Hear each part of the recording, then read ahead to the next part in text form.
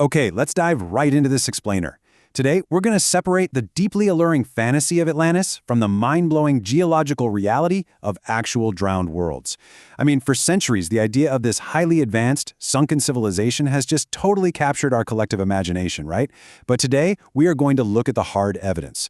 We're going to trace where the story actually came from, explore the catastrophic volcanic legacy of Santorini that might have inspired the whole thing, and then travel to real, actual submerged sites that scientists are mapping as we speak. Now, to really understand Atlantis, we've got to start by establishing an authoritative baseline. As the renowned scholar A.E. Taylor put it, the entire narrative of Atlantis is, well, an invention of Plato's fancy. See, it wasn't part of some widespread Greek mythic tradition. It was entirely a literary invention, crafted by the Greek philosopher Plato way back in the 4th century BCE. It was literally never meant to be a map to a hidden city. So here's our roadmap for this explainer. We'll start off with Plato's fictional naval empire, look at the eruption of Thera, track the modern hunt for a myth, examine the Eye of the Sahara, and finally explore Doggerland. Part 1. Plato's fictional naval empire. When you actually sit down and read Plato's original source texts, the Timaeus and the Critias, his actual goal becomes super clear. He wasn't writing a history book. He was writing a political allegory about the hubris of nations. He presented this idealized vision of ancient Athens, a virtuous, land-based power. And then purposefully, he created a literary contrast, Atlantis, this hubristic, arrogant, completely fictional naval empire from the West. In the story, Atlantis actually loses divine favor after attacking Athens and then just gets swallowed up by the ocean. It was a philosophical instrument built to make an argument about virtue and political decay. To really drive home that this was a fable, just look at the timeline Plato gives for the fall of Atlantis. Roughly 9,600 BCE. Honestly, this number is a clear mythic signal. The archaeological record is completely unambiguous here. Writing wasn't even invented anywhere in the world until roughly 3200 BCE in Mesopotamia. Complex city-states and advanced naval fleets? They simply did not exist in the Aegean or the Atlantic in 9600 BCE. No way. Which brings us to part 2, the eruption of Thera. Okay, so while Atlantis wasn't real, there is this spectacular historical parallel, the Minoan town of Akrotiri on the island of Thera, which we now call Santorini. It is fascinating to compare the fictional details of Plato's myth to actual reality. Plato wrote of a city of concentric rings covered in this gleaming, made-up red metal called orichalcum.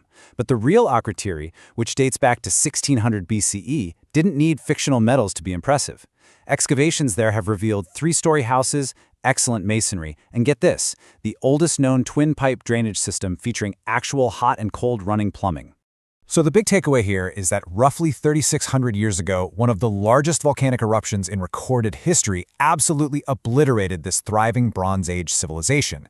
The volcano unleashed massive tsunamis and entombed the town of Akrotiri under meters of deep ash, and much like Pompeii, that ash perfectly preserved the town. We're talking breathtaking, colorful frescoes of dolphins and saffron gatherers.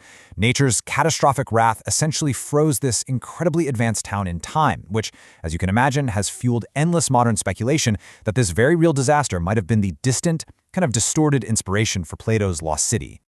Moving on to part 3, hunting for a myth. So you might be wondering, how exactly did we get from a philosophical allegory to people literally searching the bottom of the ocean? Well, we can actually trace the devolution of the story. Back in 360 BCE, it's just a philosophical tool. For most of antiquity, scholars knew it was an allegory. But then jump to 1882, and this amateur scholar named Ignatius Donnelly publishes a book treating the Atlantis story as literal, hard historical fact. And that kicks off an entire era of pseudo-history. By 1968, we've got things like the Bimini Road discovery in the Bahamas, where entirely natural underwater rock formations are suddenly claimed to be the submerged streets of Atlantis. Part 4, Eye of the Sahara. That insatiable hunger to find Atlantis brings us to a wildly popular modern internet theory, the WeChat structure down in Mauritania.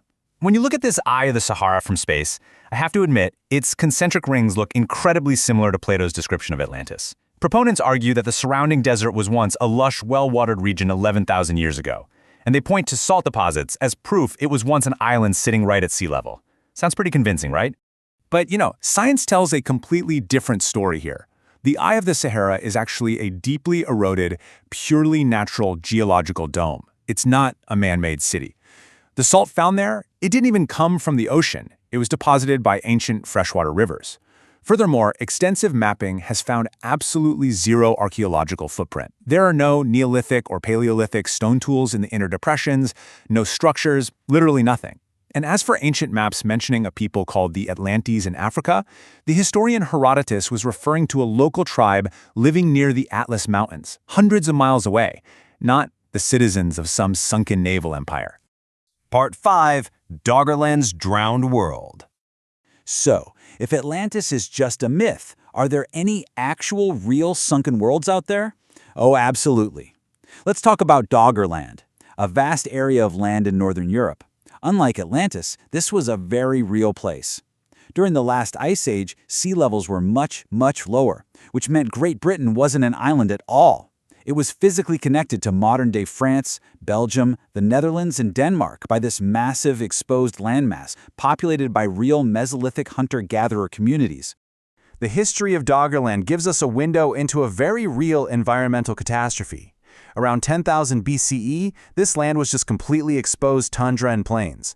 But as the Ice Age ended, the ice naturally melted, and sea levels slowly but relentlessly began to rise. By 6500 BCE, the rising waters finally cut Britain off from the continent, reducing Doggerland to a series of low-lying islands. And then, around 6200 BCE, a submarine landslide off the coast of Norway called the Storegga Slide triggered a devastating catastrophic tsunami that wiped out the remaining islands and the people living on them.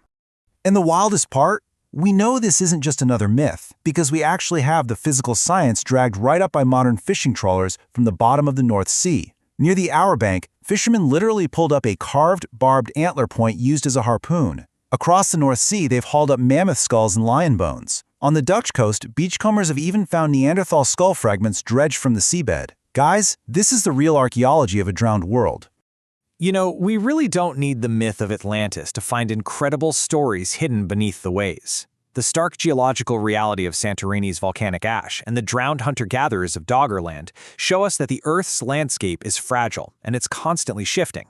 And that leaves us with a pretty provocative thought. As we face our own modern anxieties about climate change and rising sea levels today, if real worlds have drowned before, what might the ocean claim next?